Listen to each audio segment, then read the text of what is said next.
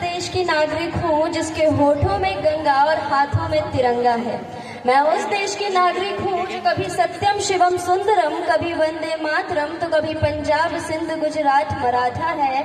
मैं उस देश की नागरिक हूँ जो हर ठुकराए हुए की शरण स्थली बन जाता है और 7 समंदर पार परदेसियों को भी अपने ब्रदर एंड सिस्टर कहकर बुलाता है। A very energetic morning to all of you. I am Khushbu Thakur, read in 11th Commerce from Anand Vidya Bharati Public Senior Secondary School. First of all, thank you so much for giving me this opportunity. I am very grateful to represent a speech here.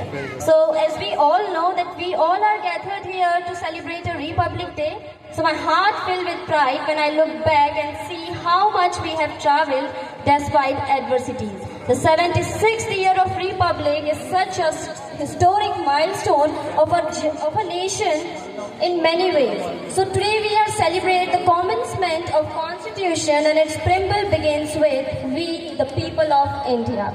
Highlighting the theme of document, namely democracy. So democratic system is much older than the Western democratic system. So that is the reason why India is called the mother of nations. What do you think? It was easy to get freedom from the Britishers? If you think that, so you are wrong, because getting freedom from the Britishers and break the chains of slavery is not easy. Many of people were destitute to saw their wives and children's dead body. After so much struggle and efforts, we got independence, we got freedom from the British rule on 15 August 1947.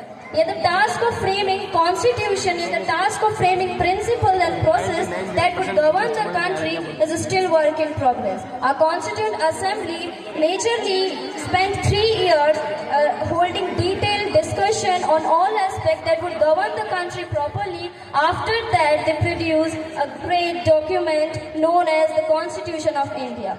Today, the nation gratefully remembers the leader as well as officials who contribute to framing this inspiring constitution. So India is not just a country.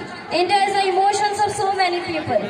And today, we'll talk about that what India had achieved in last few years. So when I look at this topic, the first thing that came in my mind is Ram Mandir. Because India is a very spiritual country, and when I look at this, so I genuinely feel that that is very proud moment for all the Indians that we have witnessed the historic ceremony of ideal Prabhu Sri Ram at his birthplace. And it was also the year when India went to the moon and becoming the first country to land on lunar South Pole region. After Chandrayaan 3, Indian Space Research Organization called ISRO had rolled a solar mission also. Recently, few months back, Aditya L1 was successfully put on the Horo orbit.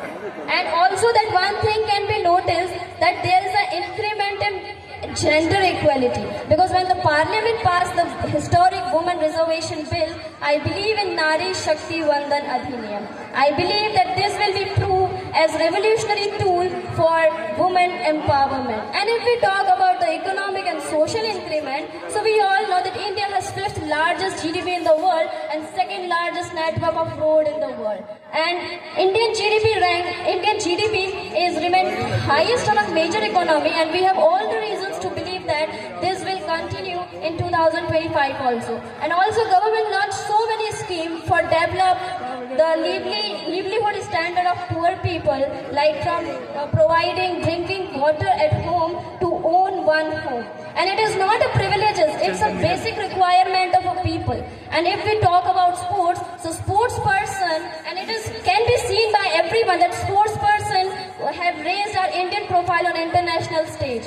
We have break the history, we have break the tally of 107 medals, and we have won 111 medals in Para Games. I am very glad to see that women are making very impressive contribution in this medal tally. And the period of Amrit Kal is going to be the period of technology changes, because I feel that technology advance like artificial intelligence and machine learning from headlines to our daily life at the breathtaking speed is very difficult, and we adopt that.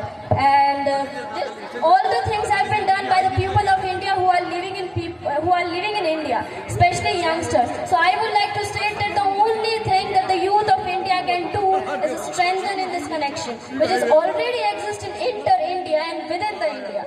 How can we we do this? We can do this by taking active participation and understand that what our responsibilities and our duties towards our country, our nation, our people are.